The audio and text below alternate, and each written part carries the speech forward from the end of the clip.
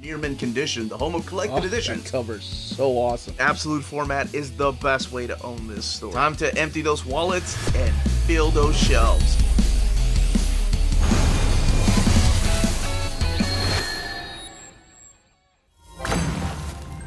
Happy Tuesday, all you minties. Uncanny Omar here from Near Mint Condition, the home of collected editions.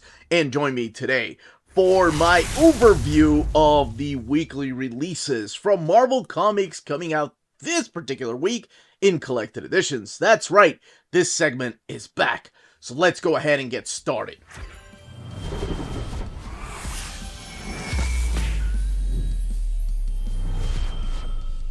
Now, before going any further, I do want to thank the folks at Marvel Comics and David Gabriel for sending us advanced copies of all of these books that are due out this particular week, whether it's the 11th or the 12th of June, depending on where you get your books.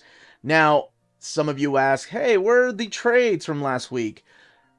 My dad was in the hospital and he was having a procedure done, so there was no way I could have gotten it done, and I'm so sorry. But there was a modern epic collection that came out, The World's Most Wanted. I know a lot of people were excited about this one. This is volume 3 that kicks off the Matt Fraction and Salvador La Roca run, and it is all about legacy and how Tony Stark is just aging. Things aren't the same. Something's going on with Pepper that gets her, well, they change a little bit. Ezekiel Slane makes an appearance through here. And is he related to Obadiah? Of course he is. He has his own armor. He's faster, younger, and brighter than Tony Stark. But this is volume 3, collecting issues from 2008 to 2009. This stuff has been available in an oversized hardcover format and in trade paperbacks.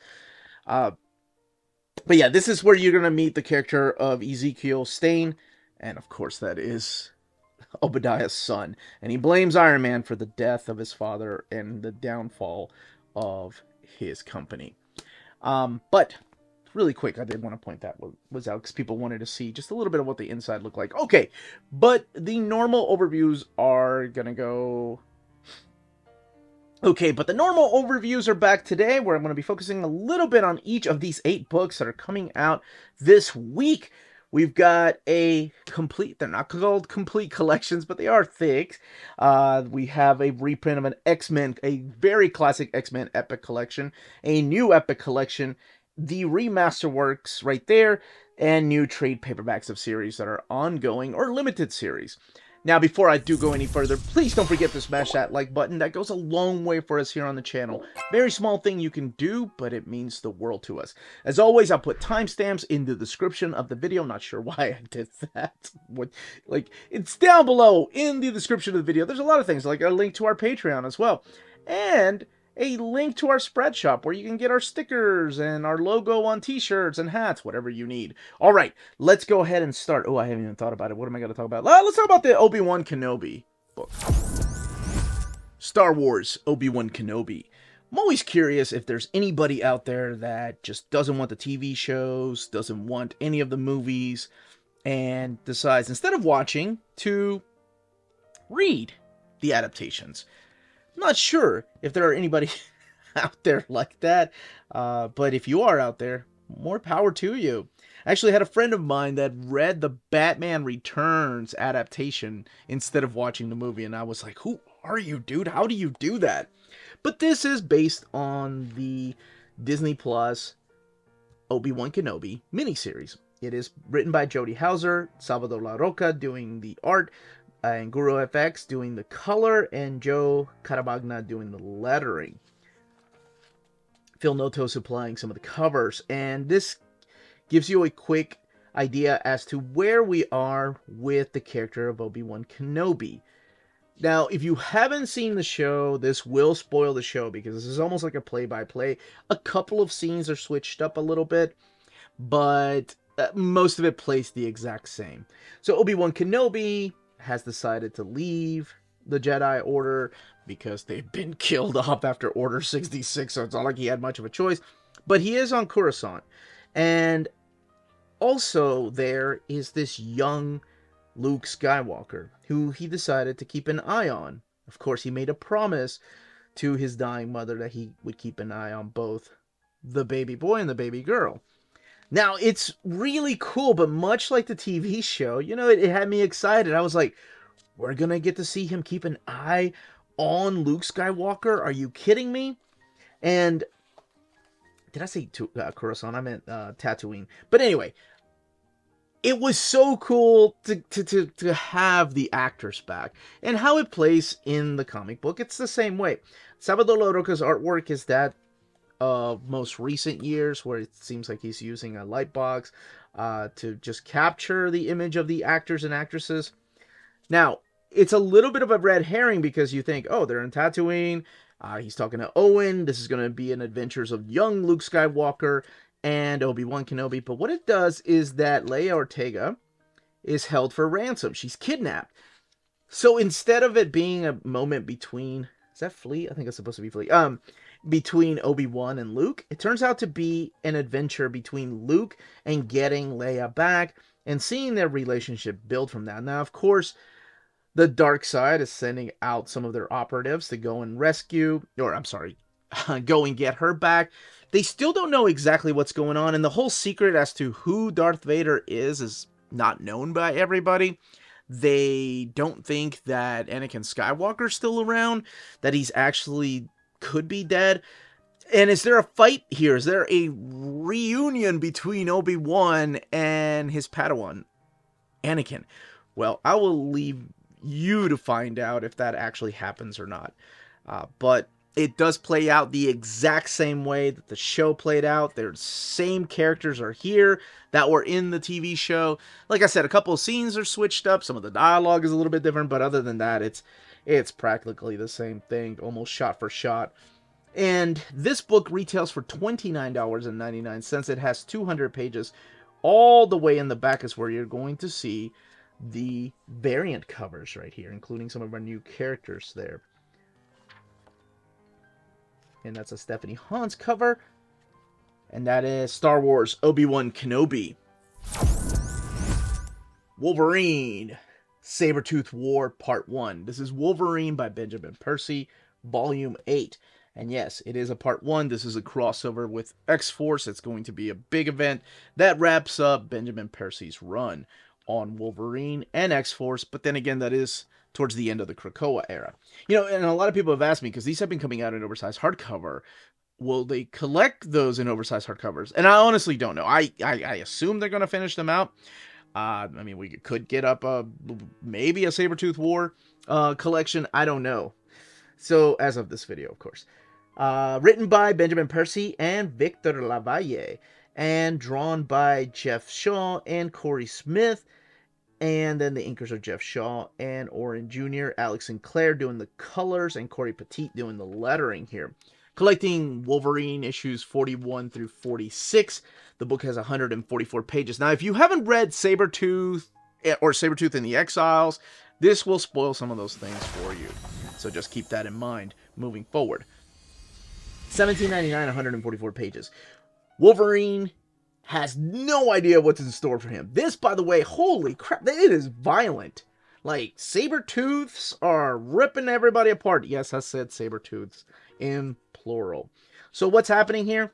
In the Sabertooth series and the Sabertooth Exile series, you know, he had his own group, but what they ended up doing was going through different dimensions, different multiverses. I know some people are tired of hearing that, but I mean, that's just part of the story. And Sabertooth has kind of recruited his own army of Sabertooths, and he wants revenge. He wants revenge for being thrown into the middle of Krakoa because he was exiled. You know, Wolverine and him haven't seen each other since then. And now he's come back with a vengeance, but not just him, all of the Sabertooths he has gathered through his many adventures. And man, they are brutal. They are just wrecking havoc on Wolverine and his friends and his family, like Talon. Let me just show you how brutal this is, right? Here's Talon, and he tells Wolverine, I'll be fine. Wolverine's like, no, something is going on. Dude, Sabertooth just rips him apart, and with his body parts, along with other people's body parts, he writes happy birthday there. Now, of course, that goes back to Wolverine number 10 with the whole Silver Fox story. So it triggers a lot of memories inside of Wolverine, like, what the hell has this creature done? Now, you know, to a lot of people that are like, oh my gosh, you just showed Talon's death! This is a spoiler! Dude, it's the Krakoa era. like, they're not done. They're not out of it yet. Is Talon coming back? Probably. He's not the only character that dies through here. But I wanted to give you an example of the type of brutality to expect from here, the type of violence, because he is not pulling back any punches. As a matter of fact, it's also a Sabretooth war on Sabretooth. There are some callbacks to the Team X era, so it's Wolverine and Maverick and Sabretooth, along with a couple of other people. But what happens when Sabretooth captures Wolverine? I'm sorry, the Sabretooths capture Wolverine. What does he want? Does he just want to torture him the entire time? Well, it goes in paths I didn't expect it to go, because when you have a bunch of Sabretooth... I keep calling them Sabretooths. I'm sure it's saber teeth. Now that I think about it, both of those sound ridiculous. And when you have a bunch of Victor Creeds running around, what exactly do they have going on as a plan? Well, it goes in ways I didn't expect it to go, and I'm like, oh, that's how they're going to expand this into a multi-part crossover. Let's look at the extras in the back of this series. So you do have some covers here, the covers, and also the variant covers collected back here. 144 pages, retailing for $17.99. And that is Wolverine by Benjamin Percy, Volume 8. Sabretooth War, Part 1. Star Wars The High Republic, Phase 3, Children of the Storm, Volume 1. So I know that might be a little confusing, but if you've been following the High Republic, you know that they're going through different phases. And this is the third phase. And this is a year after the destruction of the Starlight Beacon. So written by Cavan Scott, Ario Anindito, Jim Toh, and Marika Cresta are the main pencilers. Mark Morales, Ario Anindito, some of the inkers there. Jim Campbell, the colorist. And then Ariana Mayer is the letterer. And here's a quick recap in case you're new to the world of the High Republic, taking place about 100 or so years, I want to say, before the original episodes 1, 2, and 3. Whew, dodged that bullet. Then we have the Age of Rebellion, which is the original 3 movies. And also other movies that they've added to that particular era. So this is the new Star Wars timeline. This is what is in canon. Now, a year has passed, and this gives you a quick recap as to what has happened. A year has passed since Marchion Ro, and the Nihil destroy the Starlight Beacon. And what has happened to some of these characters? And a lot of them didn't have happy endings, but we do have some returning faces through this particular volume. We do have our main protagonist that has been, at least in comic book form. Keep in mind, I have not read the ongoing book series, the novels. I know that they have the Acolyte TV show right now. This is just based on the comics that I've read. But there are ties back to at least the TV show, the Acolyte. This has the return of Keith Trennis. So it's not just her. We also have Commander Janin back, and we have Tarek and Sarek back. And they're not the only characters that are going to be coming back from the past phases. And I think that's what I enjoyed about this. I think this is the final phase and everything is coming together. This is collecting Star Wars The High Republic 1 through 4 and the material from Star Wars Revelation. The book has 144 pages and retails for $17.99. So, if the Starlight Beacon is gone, what else is there to do? Well, now the Jedi have to get together and fight this oncoming enemy, the Nihil. And just when you think they've got it figured out, just when you think that they got the one-up on the Nihil, a lot of twists and turns happen, including the return of this character that I don't want to spoil. But what ends up happening is also the Hutts are now allying with the Nihil. So it's kind of like double the threat. And there are a couple of moments in here that had me going, wait a second, how is that? Oh, that's what they're doing. It's pretty cool. I do like when stories are set so distant from the Skywalker saga, because I feel like, for me at least, I've had enough of the Skywalker saga. We've had 9 movies, and even Obi-Wan Kenobi TV show, which I just talked about in that other overview. But, so it's nice to take a step back and see the expanded universe. I mean, it's why I love the Old Republic coming back to print in epic and in omnibus format. How cool is that? But this is the High Republic Phase 3. Children of the Storm. Let's look at the extras all the way in the back. So this is where you're going to have the variant covers here. And as always, I'd like to tell people, don't get too excited. Variant covers don't really show you anything that's going to be inside of the book.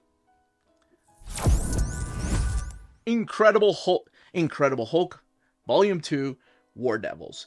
Now, I know it gets confusing when I've been doing this for a few years now, and I'm like, Incredible Hulk, Volume 2, and this is the fourth Incredible Hulk Volume 2. This is the 2023 relaunch. So the way that I try to tell my friends is think of it like a season, right? Right now, we're going through the Incredible Hulk season, Philip Kennedy Johnson. However long that lasts, I don't know. But it feels like that's the way most comic books are these days with the renumbering. Some new creative team takes over, renumber it. So it kind of reminds me of seasons or series, depending on where you're from. Gives you a little bit of a recap as to what's happened previously.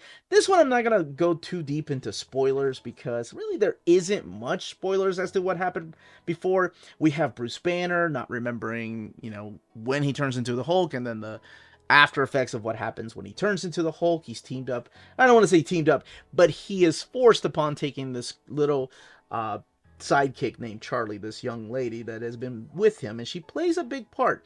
Now, both of them end up in Texas in this particular volume. And in Texas, there is a demon, and that's what's happening throughout here. There are demons and monsters that are coming for the Hulk. And again, this one, I think, let me double check. Does it have... It's Teen Plus. That's interesting. Because I want to say, man, this one gets violent. Especially just how brutal it is to go from Bruce Banner to the Incredible Hulk. Or just Hulk. Like how big and just grotesque it looks. You talk about the definition of body horror. This run has it. So in Texas, they run upon a family and this magical bike. Now, this magical bike, look at this. Just look at the brutality. It kind of reminds me a little bit of an American Werewolf in London. I don't know if you all have ever seen that John Landis movie. Whenever he like, you feel the bones cracking when you watch that movie. You can hear them pop, right? But here, you can feel, like, the skin stretch. Ooh, so good. I love it. But I can understand people not stomaching that. Not for everybody. Klein's artwork is just solid through here. But we do have a Ghost Rider that's trying to stop him. That's kind of misunderstood because just like whenever comic heroes get into fights, there is a huge misunderstanding. He thinks he's a monster that's threatening his family, and him and his possessed bike are going to take down the Hulk that he thinks is a monster or demon. But really, in actuality, there is another demon that takes place here in Texas, and that's where the title War Devil comes from. Then we end up in New Orleans, where we have another demon. It's Frozen Charlotte, and a couple of other surprises. Again, he's with Charlie. We don't know 100% what Charlie's true role in this is going to be. We do get a little bit of hints here and there, but it is awesome to see him just go, okay, fine, just come with me. You can tag along, just don't ask a lot of questions. So collecting Incredible Hulk 6 through 11, plus material from War is Hell, issue number 1. The book has 152 pages and retails for $19.99. Now, if you're wondering what the material from War is Hell is, it's this really quick War Devil story that takes place in modern-day Afghanistan. And it goes into some dark territories. Like I said, I'm surprised it's T+ instead of parental advisory, or whatever ratings they give now for mature I wouldn't say really mature, older teens. All the way in the back is where you're going to see some variant covers, like that wraparound cover, and then of course the variants. Some of them are thumbnail size, and some of them are in full splash page size. And character designs right there by Nick Klein. And that is the Incredible Hulk Volume 2, War Devils. Alright, all you spine watchers, it is that time of the video to check out all of the spines of the books coming out this particular week from Marvel Comics. And also a reminder to smash that like button if you are enjoying the content we put on our channel. And if you haven't subscribed, yeah, go ahead and hit that subscribe button. We put out videos every day. Alright, let's continue with the overview. Black Widow by Kelly Thompson. Now, this doesn't say anywhere that it's a complete collection. Doesn't say it's a modern epic. It's just Black Widow by Kelly Thompson, but it is a thicky book. Not as thick as like this big epic right here, Defenders, but it is a thick book. This one is $34.99 and collects issues 1 through 15. And it has been previously collected before in a series of 3 long out of print trade paperbacks. Now, this was one of my favorite reads the year it came out, and then this became my favorite Black Widow series. This book collects Black Widow from 2020, issues 1 through 15. It has 336 pages and retails for $34.99. And look, I'm here to talk about this wonderful book. I'm here to talk about, I've enjoyed a lot of these books. I'm here to talk about Thor, which this collection is so interesting. But this book right here, I'm just going to go ahead and say it. This is my seal of approval. This is an amazing book. And if I had 2 choices, X-Men, the gift would be on there because it's got 2 of my favorite X-Men issues of all time.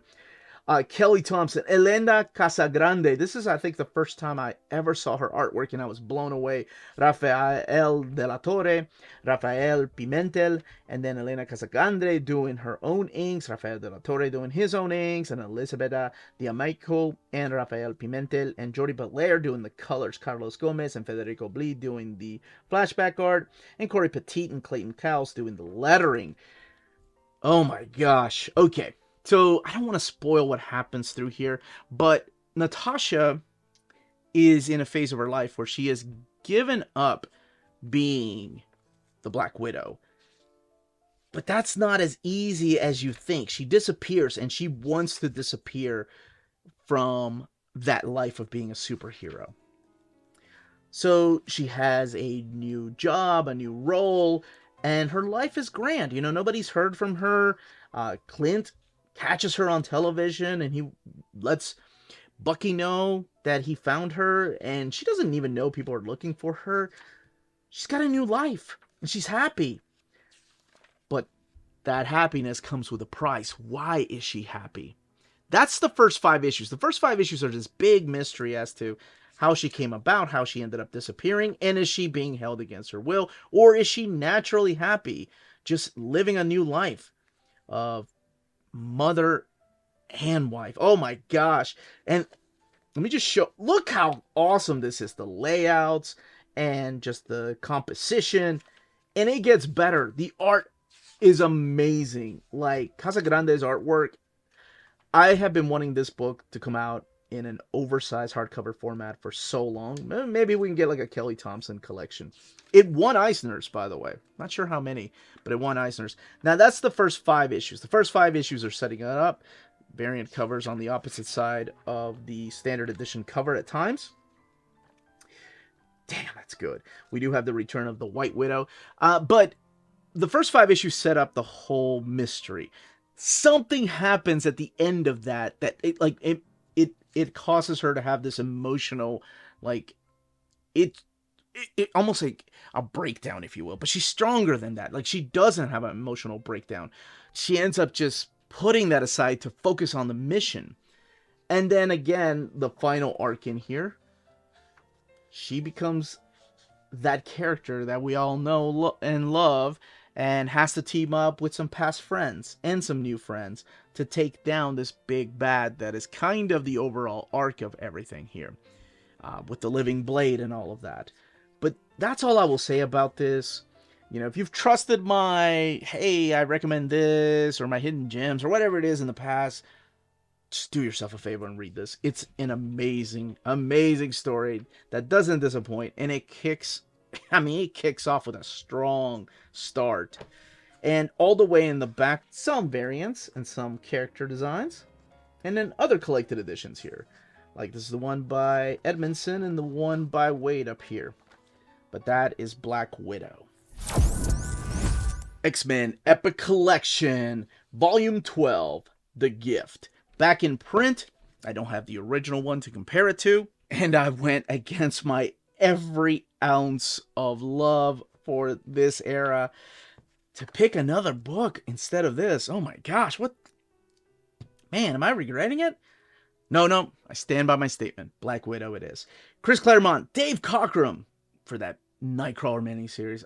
John Romita Jr., Steve Lealoha, Paul Smith, Barry Windsor-Smith, Dave Cockrum. Just that lineup. The inkers, Dan Green, Bob Wyzek, Joseph Rufenstein, and then Glennis Oliver and Bob Sharon, the colorist there. Tom Orshawski, the letterer, and Jim Novak. Man, this era. So we start off with issue 189 of Uncanny X-Men. That takes us all the way to 198. X-Men Annual number 8. X-Men Alpha Flight 1 and 2. And Nightcrawler 1 through 4. The book has 512 pages and retails for $49.99. We have a story that kind of comes over from the New Mutants with Amara and Rachel teaming up to go undercover with in the Hellfire Club. And we have her confront Selene. And it is a really interesting story because Rachel still doesn't know her place here in our timeline. And we've got this storyline right here. Oh, what is this guy's name? Delgado. And you'll see the appearance of a new character that poses a threat later on. I think it's in issue 191. And then my, two favorite X-Men issues that hardly anyone talks about are issues 190 and 191. And that is the character of Kulan Gath from the pages of Conan, but, he's this big villain that has shaped Manhattan into this medieval fantasy world. And the X-Men are caught in there. But not just the X-Men, also the Avengers and other characters like Spider-Man. And how are they going to go back, if they can't remember, to the way things are supposed to be? I think this is some of my favorite art here by John Romita Jr., This is the character I was talking about making his first appearance. Nimrod. Dan Green's applying the inks there. I love that era.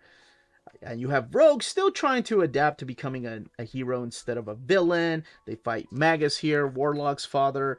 Professor X gets attacked, and you don't find out the assailant until much later. This is the X-Men Annual that is when Kitty Pryde had her fairy tale stories that she was telling Ileana. This is kind of Ileana's way of paying it forward and telling her a story featuring the X-Men characters. Then you have X-Men and Alpha Flight. What is taking the X-Men and Alpha Flight up to Alaska, and what is going on in Alaska that's making it this Asgardian type of place? Oh man, this is good. This is Paul Smith coming back to these characters. At the time, this kind of led into the annuals that will be in the next Epic collection. But some solid artwork. We have the appearance of the New Hellions here in issue 193, including, is that Thunderbird? Maybe. We have Callisto dressing Professor X up in her own unique style. I see you there, Claremont. And then, yes, the big fight against these new villains, including Firestar from the, I guess I can't say from the pages of Amazing Spider-Man and His Amazing Friends, but from the much more popular show, Amazing Spider-Man and His Amazing Friends. And we finally get the fight that's been building up for a while, and that is the fight against Nimrod. And you saw that cover of Nightcrawler, or I'm sorry, could be Nightcrawler using Nightcrawler's powers. So this right here is X-Men 192, but it kind of follows up on Power Pack 12. Keep in mind at this time, you know, a lot of the editors were talking to each other. Sometimes the books had the same editors. So this does have the whole story with the Morlocks and the tunnels and the Power Pack. This is a Secret Wars 2 tie-in, and up here it kind of gives you a little bit of info as to what Secret Wars is. This is issue 195. I do believe there is a derogatory term in this book. Let me see if it's been... Okay, so it has been censored out, but... Damn, you all are not fools. You know what Kitty Pryde is implying when she's comparing the muty word. But I also understand some people like to have it in the original way it was published. I understand that. But it looks like this version has been... It's not censored in the omnibus, but I don't have the first printing of this because I had the omnibus, and I don't think it was censored there. Sometimes they do, and sometimes they don't. I don't know what, you know, it might be up to the editor of the books, or it might be up to... I know with Claremont, it was up to him with the gallery edition of God Loves, Man Kills. Oh, we have the return of Barry Windsor Smith's beautiful artwork here with the follow-up to Life Death, simply called Life Death 2.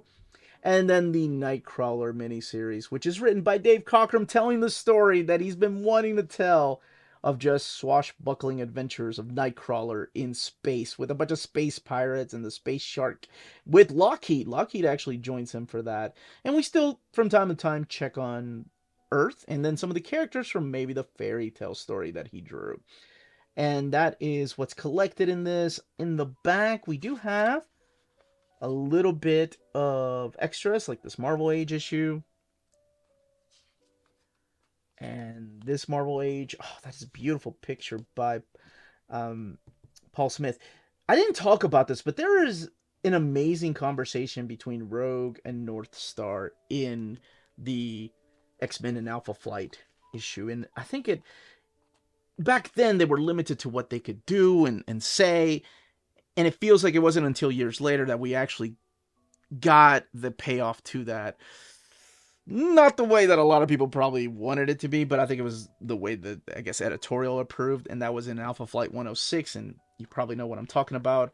I don't want to spoil anything for anybody. I know these stories are, oh my gosh, these stories are 40 years old. That's crazy.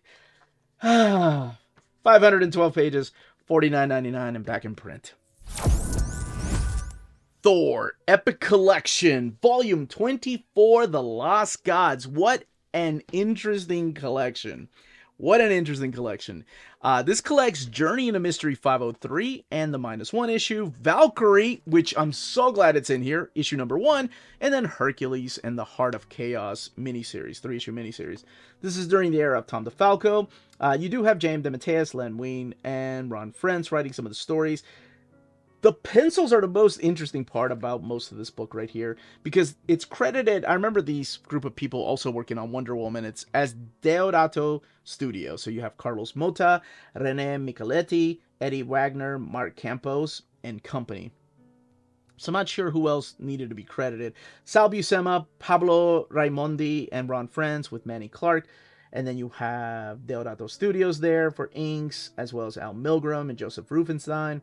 And then the colors, Mary Jevons and Scott Rockwell, just to name a few. Lettering by John Babcock and John Costanza. And then your editors and assistant editors. So collecting Journey into Mystery 503, what is going on? Alright, so long story short, we had Onslaught. Onslaught took the heroes out of the 616 universe, like the Avengers, the Fantastic Four, Thor being there, and took him to, I guess, the rented Image Pocket Universe.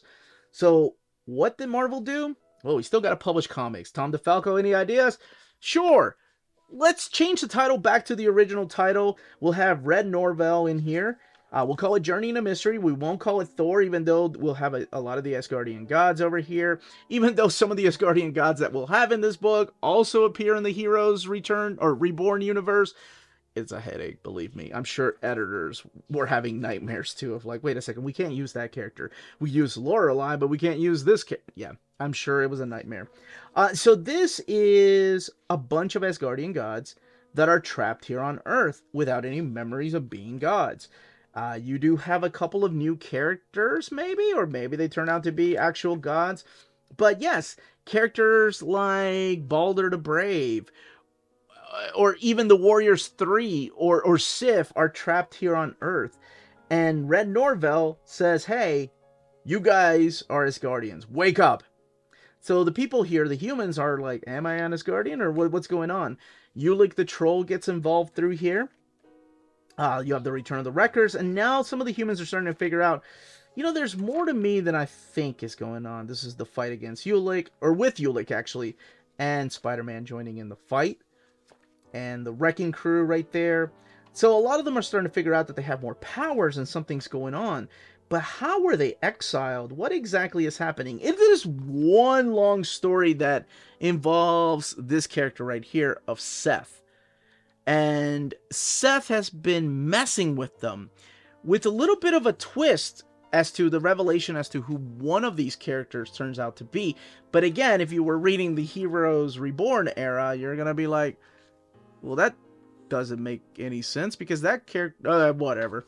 Just go along with it. But Seth, yes, this Egyptian god has now taken over Asgard. He's kind of banished a bunch of them, but is he really the one behind everything? Wouldn't be a journey in a mystery story without any plot twists and turns. And again, beautiful art. I actually dug this artwork by the Deodato Jr.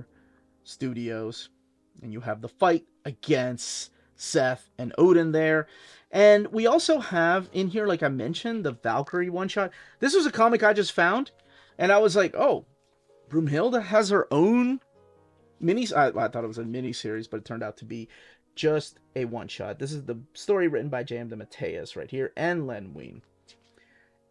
And it features her character, again, exiled, maybe from Asgard. Now, I will say the scans here do have this issue right here, because these stories weren't scanned properly and put digitally. So they come out looking like that on Wolverine. Odin's beard actually has the same kind of texture. And then the last thing that's collected in here is this really unique story about our buddy Hercules. So if the heroes of Earth are gone and Hercules is still here, what's going on, right? They're presumed dead. Like, he believes his friends are dead. And he has been stripped of his powers. So how much help is this guy? Well, Hercules is a hero for a reason. And just because you stripped him of his powers doesn't mean he's going to stop trying. He will find ways of trying to help people out. In the back, you do have some extras, including the, I believe this is from the Marvel Visions, when Age was replaced by Visions, and giving you some original art. Not very much, and then the trade paperback of Thor: The Lost Gods. This particular book, or epic collection rather, has 400 pages and retails for $44.99. And that is Thor: The Lost Gods, or Thor Epic Collection Volume 24. Last but certainly not least is The Avengers! Marvel Masterworks, The Avengers Volume 2. Now, this is part of their Remasterworks program, so it means it has the best quality restoration as of 2024. If you're watching this in 2030, maybe there'll be another restoration. I don't know. This book does collect the same issues as the previous printings, 11 through 20, and it retails for $75. And it does have 240 pages, which I think is about 16 more pages than the last printing, which came out a few years ago. Maybe mid-aughts, I'm not sure. I'd gotten rid of mine by then. So here is your title page right here with some credits. Sorry, title page telling you what it collects. Here's your credits. Stan Lee, Larry Lieber, Larry Ivy, Don Heck, Jack Kirby, Dick Ayers, Chick Stone, and Mike Esposito, Wallace Wood, Sam Rosen, Art Simek, and then the colorist, unfortunately uncredited. At the time, Stan Lee was the editor, and you do have an introduction of Stan Lee, and I love how honest he is in this introduction, and then, of course, where you're going to find each of these issues and when they were originally published. Because this introduction is just like, no kidding. I don't remember. I don't remember these characters. I remember some of the Avengers, but I don't remember all of them. And I think in this particular book, that's the nice thing. I was given these books to read, and I'm starting to remember things. Oh, okay, yeah, this is when we got New Event. That was unheard of at the time. Getting a bunch of villains to become superheroes? Man, I'm good. You know, it's kind of like an introduction like that, which I really enjoyed. It reminded me of like those introductions of X-Men. But anyway, I'm not even gonna go there. Let's focus on this. We have Spider-Man trying out to become an Avenger. We have the return of Kang the Conqueror, and I do want to focus on just a little bit of how clean and crisp the artwork is, and the restoration on the line work here. It just looks beautiful. And then we have issue number 12, Hostage Earth, where we do have a bit of an invasion here by the Mole Man and his mole people.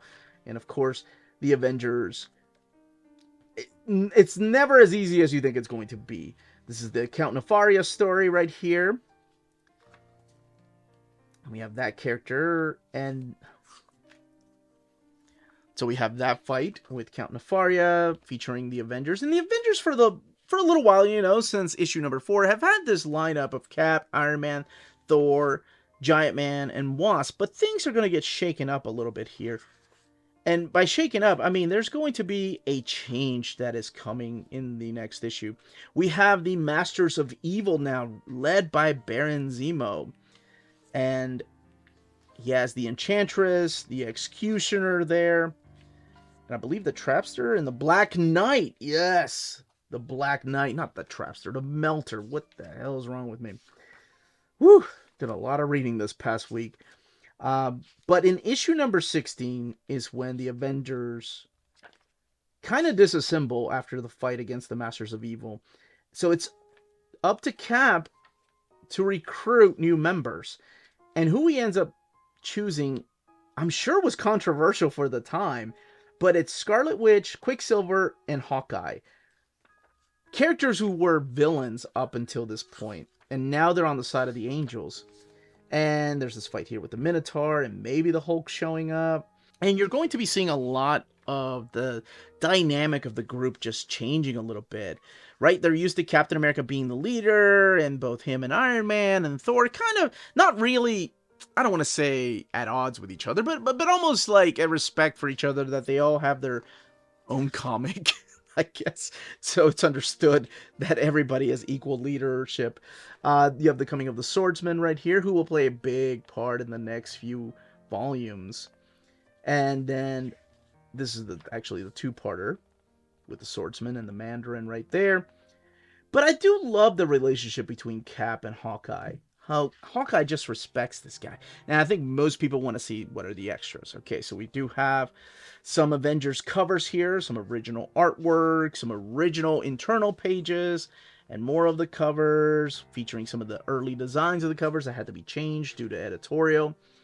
And some things that have never been collected in a Marvel Masterwork. So we've seen the Triple Action collections before, but here's Avengers Classic number 11 and number 12 by Arthur Adams.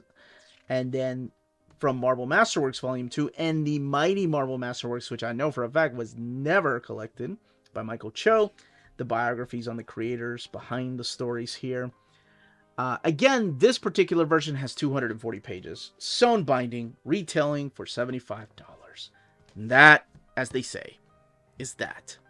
If you're interested in purchasing any of these books, don't forget to check out our sponsor, CheapGraphicNovels.com, your online home for graphic novels and collected editions up to 50% off cover price. They have excellent shipping and prompt and helpful service. Check out their bargain deals for up to 90% off cover price. And don't forget that CGN also takes pre-orders. That way you don't miss out on the hottest releases. And they are currently running a special promotion for you Minties. If you're a first-time customer, after receiving your order confirmation email, reply back to that email and let them know Near Mint Condition sent you their way. They will then apply a free shipping promotional credit to your next order in the US. Cheap Graphic Novels, your source for the hottest books with the kind of deep discount, quality shipping, and customer service that will keep you coming back for more. And that was the content and page count of each of these books.